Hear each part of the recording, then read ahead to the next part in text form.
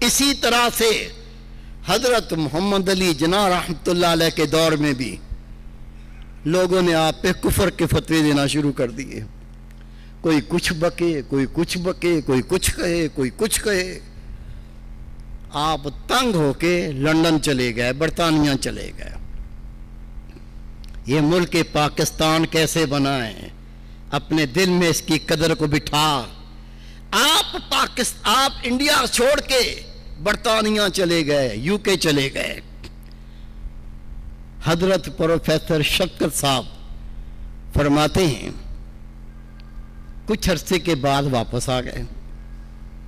تو میں نے پوچھا سر آپ تو قوم سے ناراض ہو کے، تنگ ہو کے، بیزار ہو کے چلے گئے کہ میں برطانیہ رہوں گا. لوگوں نے آپ پہ کفر کے فتوے دیے، پتہ نہیں کیا کیا فلسفیاں جھاڑی. کہا مجھے آپ نے بتایا، میں رات کو اپنے فلیٹ میں سو رہا تھا. کون فرما رہے ہیں؟ محمد علی جناح رحمۃ اللہ علیہ. میں اپنے فلیٹ میں سو رہا تھا، میرا بیڈ ہلا، میں جاگ گیا، دیکھا کوئی بھی نہیں تھا. میں لیٹ گیا، مجھے پھر نیند آ گئی. میرا بیڈ پھر ہلا، میں جاگا، میں سمجھا زلزلہ آ گیا ہے. میں اپنے فلیٹ سے باہر نکلا، اوروں کو دیکھا.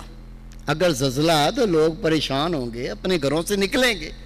لیکن ہر فلیٹ کے اندر لوگ آرام کر رہے تھے، سکون سے سو رہے تھے. میں واپس آ گیا. کہا کہ میں پھر لیٹ گیا. لیٹا تو پہلے سے زیادہ قوت طاقت سے میرے بیڈ کو ہلایا گیا. میری آنکھیں کھلی تو میرا کمرہ ایک خاص مخصوص خوشبو سے معطر ہو چکا تھا.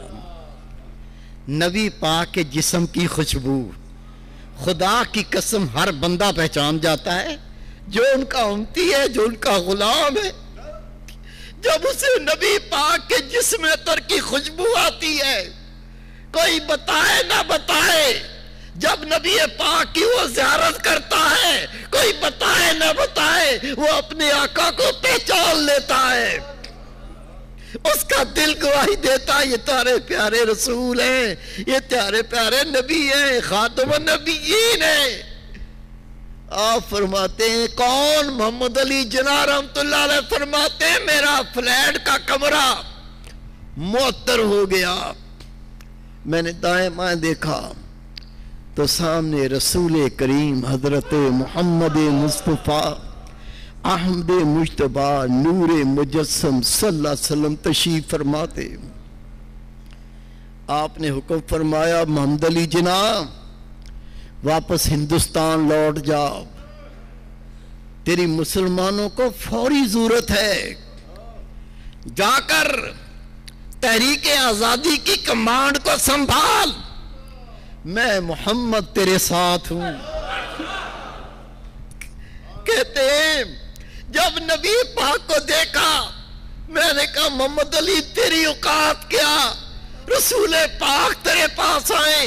میں مؤدب ہاتھ باندھ کے بیٹھ گیا اور میں نے نبی پاک صلی اللہ علیہ وسلم سے عرض کی my lord, yes my lord, I am ready. او میرے آقا، میرے سردار، میں حاضر ہوں. کہا اے پروفیسر شفقت میں خود نہیں آیا، مجھے نبی پاک نے برطانیہ سے بھیجا ہے کہ تحریک آزادی کی کمانڈ کو سنبھالوں.